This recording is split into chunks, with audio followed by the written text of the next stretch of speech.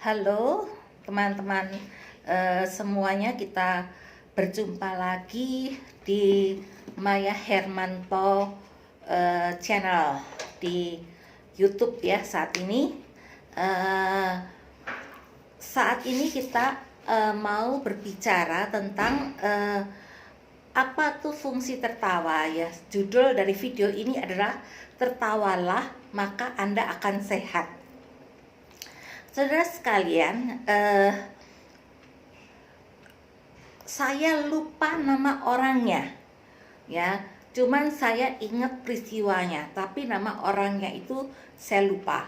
Ada seorang lelaki yang dia itu kena penyakit terminal.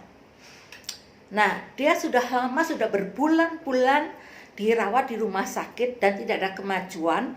Bahkan keadaan dia itu semakin lama semakin memburuk.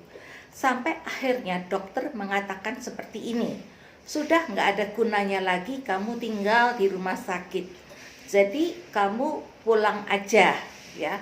Nah, saudara sekalian, ketika dia pulang ke rumah, apa yang dia lakukan? Yang dia lakukan adalah setiap hari itu dia menonton video yang lucu-lucu, yang bikin dia bisa tertawa terbahak-bahak, nggak mikirin masalahnya dia ya, pokoknya bisa bikin dia tertawa terbahak-bahak. Dan ternyata Anda tahu apa yang terjadi? Yang terjadi, saudara, kesehatan dia itu dari hari ke hari itu semakin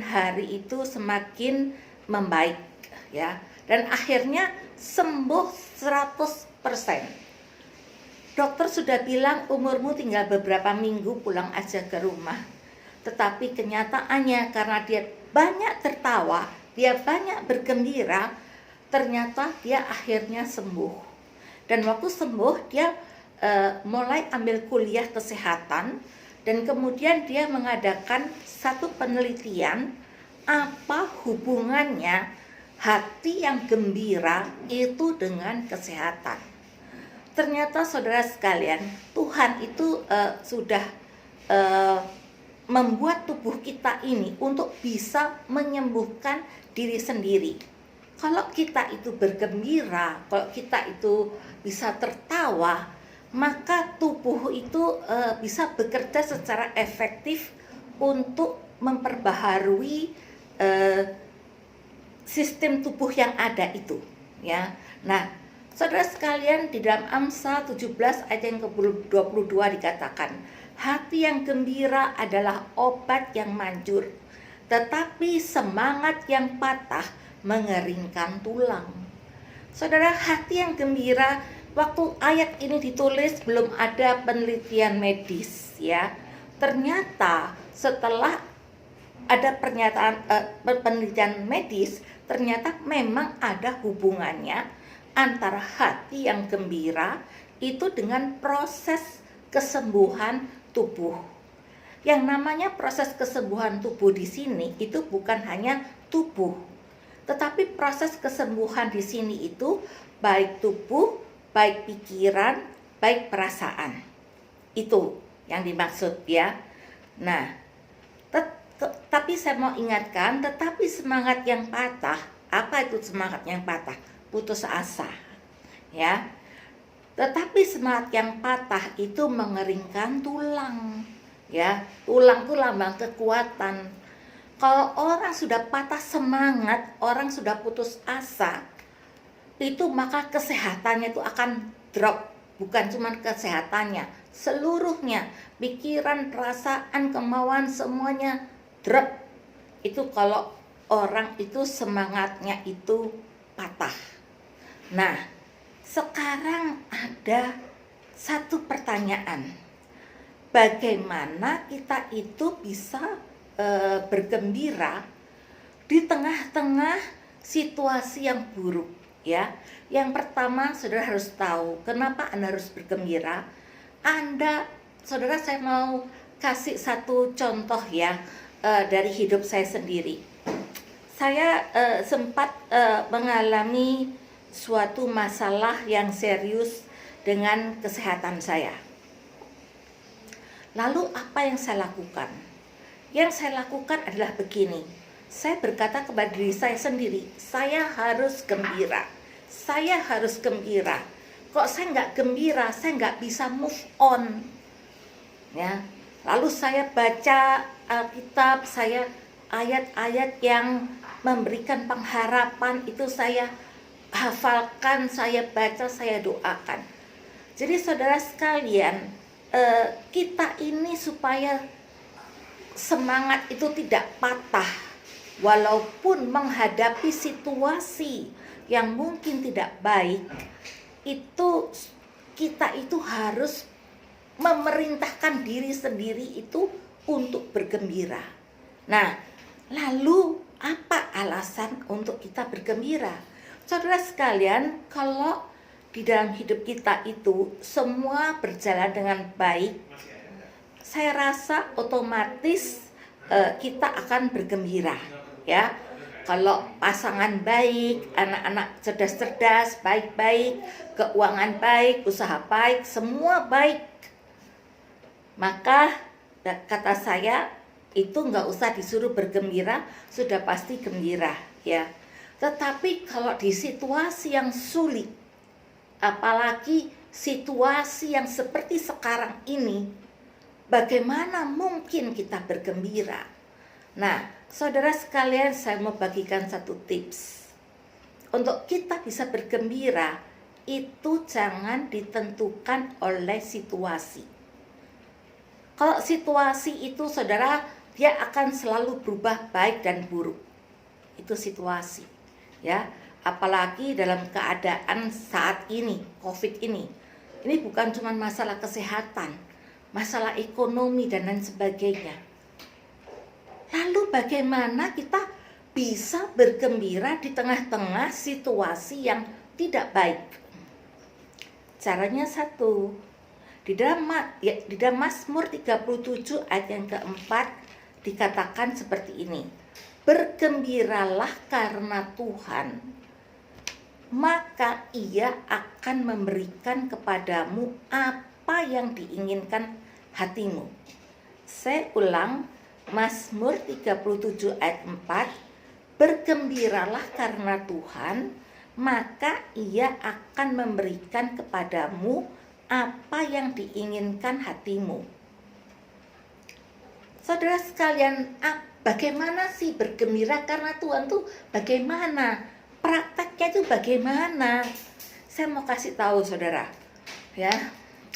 Contohnya kita sedang dalam masa COVID ini kita sedang mungkin kehilangan orang yang kita cintai. Mungkin kita kehilangan pekerjaan, sedangkan keluarga kita harus setiap hari harus makan. Lalu bagaimana kita bergembira? Saya kasih contoh. Saya bilang gini, kok misalnya saya masalah keuangan ya, misalnya. Saya ngomong, Tuhan, terima kasih karena di dalam Alkitab itu dikatakan Tuhan itu gembalaku dan aku dombanya. Dan Tuhan itu yang nyariin makan untuk aku. Tuhan terima kasih Engkau itu adalah pemeliharaku. Tuhan terima kasih Engkau, aku percaya kalau misalnya saat ini usahaku lagi dalam keadaan buruk, aku percaya Tuhan akan buka pintu-pintu yang baru kepadaku untuk aku bisa kerjakan. Ya, mungkin usaha yang lama aku sudah nggak bisa dikerjakan lagi, tapi aku percaya aku punya Tuhan yang bisa membuka pintu, ya. Maka aku percaya Tuhan akan mempercayakan hal-hal yang baru kepadaku. Nah, saudara, kalau kita itu putus asa, ya, maka kita itu tidak bisa melihat kesempatan-kesempatan yang sebetulnya terbuka untuk kita. Tetapi pada saat kita bergembira karena Tuhan, maka Tuhan buka mata kita itu terhadap kesempatan-kesempatan yang dapat kita lakukan. Nah, saudara, yang namanya bergembira atau tertawa, ya, bergembira tertawa, saudara, itu bukan hanya karena situasi, bukan hanya kita tertawa karena melihat hal-hal yang lucu, ya. Bukan tertawa mentertawakan orang lain, bukan, ya. Tetapi yang dimaksud bergembira itu adalah, bergembira itu artinya juga bisa tertawa. Kalau orang susah nggak bisa tertawa. Kalau orang bergembira maka dia mudah untuk tertawa. Nah, salah satunya saudara, yang namanya tertawa itu adalah kemampuan untuk mentertawakan diri sendiri. Saudara sekalian, ada seorang ibu, dia datang ke seorang psikolog, ya. Dia datang ke seorang psikolog. Ibu ini mengeluhkan demikian, saya ini loh salah apa gitu. Masa saya gara-gara cuman satu hal ini aja yang pernah saya lakukan, saya tuh jadi dimusuhin sama orang sekantor. Dia bilang gitu. Terus psikolognya bilang gini sama dia, Ibu, saya kasih waktu ya, seminggu pulang. Tulis nama-nama orang yang bagi ibu itu orang itu bikin masalah sama ibu. Lalu ibu juga pikirkan, kenapa kok orang itu akhirnya bikin masalah sama ibu itu kenapa begitu. Nah, ternyata ketika ibu ini sudah pulang dan dia mulai menghitung orang yang bikin masalah dengan dia itu siapa. Ternyata saudara, yang bikin masalah dengan dia itu cuma 5 orang gitu, ya. Cuma 5 orang yang jadi sumber masalah, dia cuma 5 orang. Dari 5 orang ini pun 3 orang ini sudah mulai membaik hubungannya dengan dia. Jadi yang 2 aja ini yang suka jengkelin dia. Lalu dia mulai sadar, ibu ini, waduh, ternyata aku ini selama ini ngomongnya orang sekantor musuhin aku. Ternyata enggak orang sekantor. Jadi akhirnya ibu ini bisa mentertawakan dirinya sendiri, ya. Dia ngomong, wah aku ini sudah hiperbola ini. Yang bikin masalah sama aku itu sebenarnya cuma 2 orang, tapi aku ngomongnya orang sekantor. Dan waktu dia bertemu dengan psikolognya, dia menceritakan itu sambil tertawa. Dia ceritanya, aduh ibu, ternyata saya ini sudah hiperbola, ternyata sudah melebih-lebihkan, ya. Sebetulnya orang yang bikin masalah sama saya itu cuma 2 orang, tapi saya bilang yang bikin masalah sama saya itu orang sekantor gitu. Dia cerita itu sambil tertawa. Lalu psikolognya mengatakan seperti ini, ibu, bagi ibu itu dulu kan masalah ya gitu, tetapi sekarang ibu bisa mentertawakannya, ya gitu. Dia ngomong itu adalah pekerjaan yang bagus. Jadi saudara sekalian, kalau kita itu ingin hidup sehat, itu tubuh, jiwa, roh, ya, kita itu ingin hidup sehat, itu nggak cukup dengan jaga makanan. Memang perlu saudara, saya ini juga harus menguruskan berat badan saya ini ya, saya ini juga kegendutan. Bukan saja kita itu harus jaga makanan, bukan saja harus olahraga, tetapi saudara, kita harus jaga pikiran, perasaan kita supaya bisa tetap bergembira. Saya teringat salah satu kenalan suami saya itu dari kota asalnya, saudara.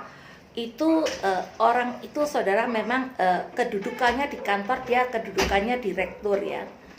Dan dia ini orangnya makannya itu bagus bener. Pokoknya dia yang jeroan nggak mau, yang santan nggak mau, babi nggak mau ya. Pokoknya dia jaga makanan itu dengan baik sekali. Kemudian juga dia rajin olahraga. Ternyata apa yang terjadi saudara, baru pada usia 50-an saja dia sudah terkena stroke. Kenapa dia terkena stroke? Karena dia tidak jaga hati, pikiran, hati, perasaan.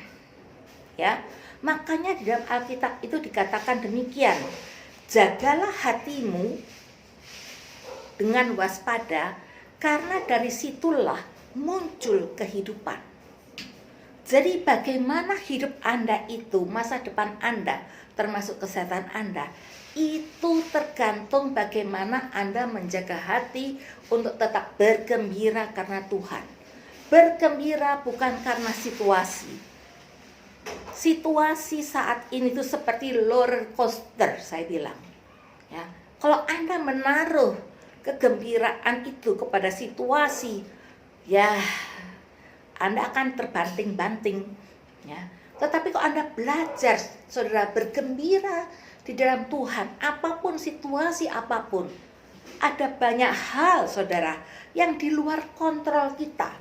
Ada hal-hal yang kita bisa memutuskan sendiri, tetapi ada banyak hal itu yang di luar kontrol kita.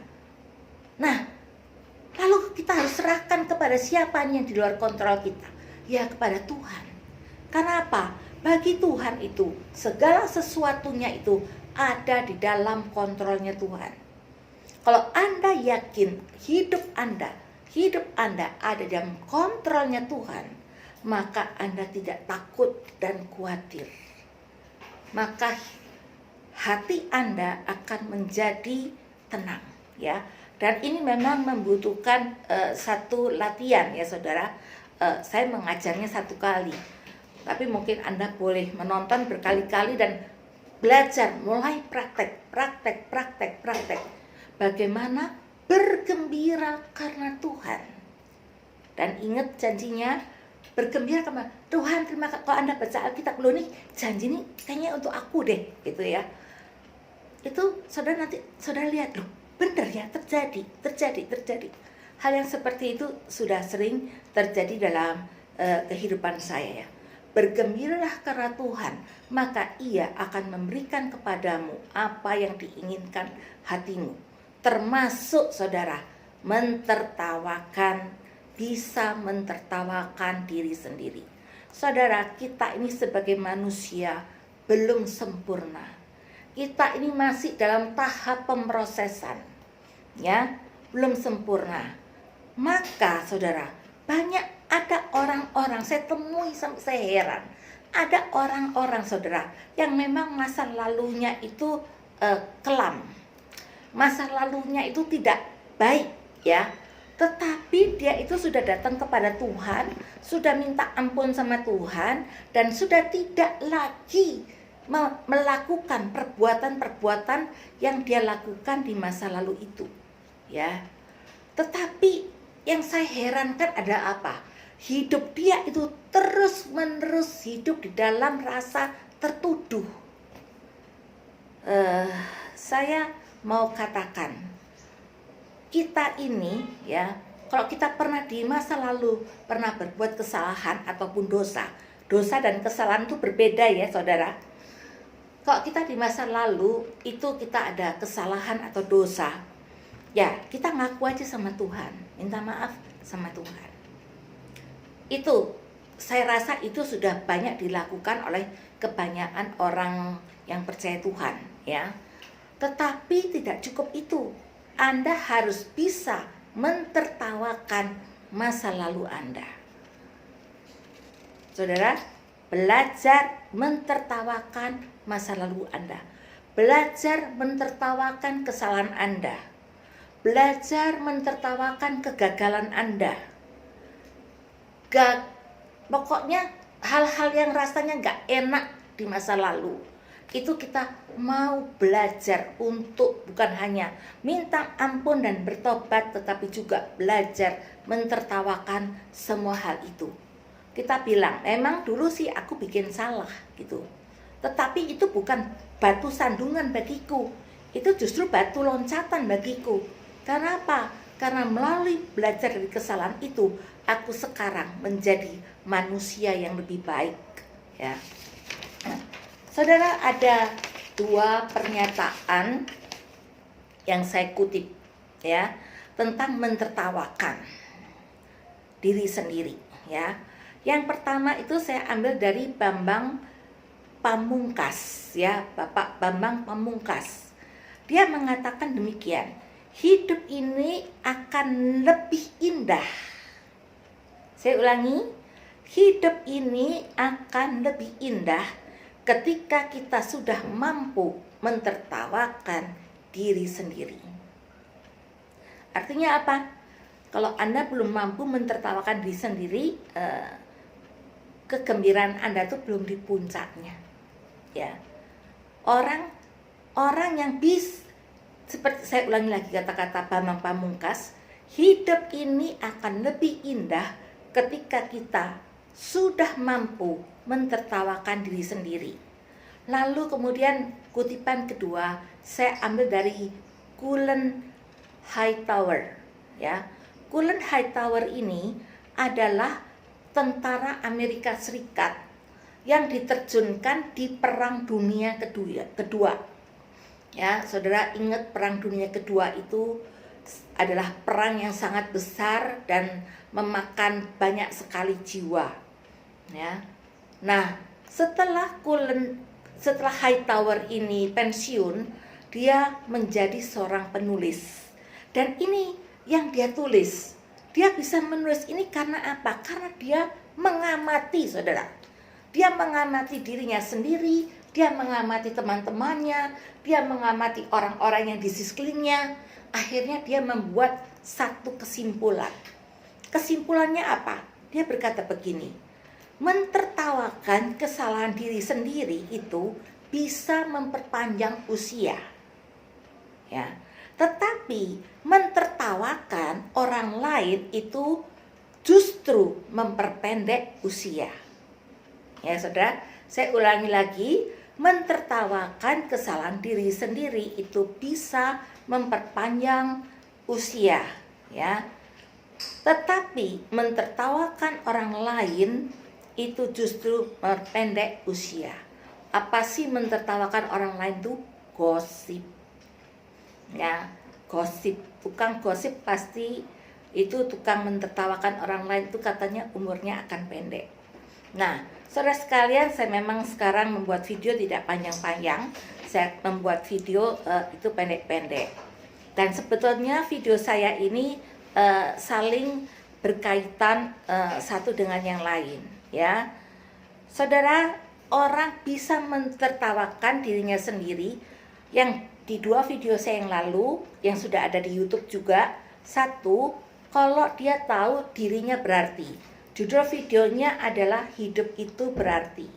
Kemudian yang kedua, Anda itu pikiran dan perasaan Anda itu tidak akan terganggu dengan perasaan atau pikiran yang negatif. Misalnya perasaan dikecewakan, perasaan ditinggalkan, perasaan ditipu, perasaan dibohongi, perasaan dikhianati kesetiaan kita, dan lain-lain, ya. Di dalam video saya yang berjudul itu melepaskan energi negatif dari pikiran dan perasaan, itu akan diajarkan bagaimana Anda bisa membuang pikiran-pikiran yang jelek itu, ya. Jadi yang dimaksud energi negatif ini bukan seperti dukun gitu ya, bukan ya gitu, tapi ada cara-caranya, ya. Nah, kalau Anda ingin tahu lebih lanjut, tahu secara keseluruhan, silahkan Anda lihat di video saya Maya Hermanto, ya, yaitu video tentang hidup itu berarti dan video melepaskan energi negatif dari pikiran dan perasaan. Saya sampai di sini. Mungkin kita akan menundukkan kepala, memejamkan mata sebentar. Coba Anda pikirkan bagaimana Anda selama ini menjalani kehidupan. Apakah Anda menjalani kehidupan dengan keluhan, kemarahan, dan lain sebagainya? Dan Anda mau belajar untuk bergembira. Kalau Anda orangnya itu, biarkan Anda taruh tangan di dada Anda dan katakan saat ini, Tuhan, tolong sembuhkan hatiku dan pikiranku saat ini, dan Engkau menolong untuk aku bisa bergembira di dalam Engkau, Dan aku percaya Tuhan, pada saat aku bergembira dengan Engkau, Engkau akan membukakan pintu-pintu yang tidak pernah terpikirkan untuk aku. Pada saat aku bergembira karena Engkau, maka Engkau akan memberikan kepadaku apa yang diinginkan hatiku. Terima kasih Tuhan. Amin. Selamat berjumpa dengan video saya selanjutnya. Maaf tadi saya saya terlambat karena ada gangguan internet ya. Baik, sampai berjumpa lagi di video saya yang akan datang.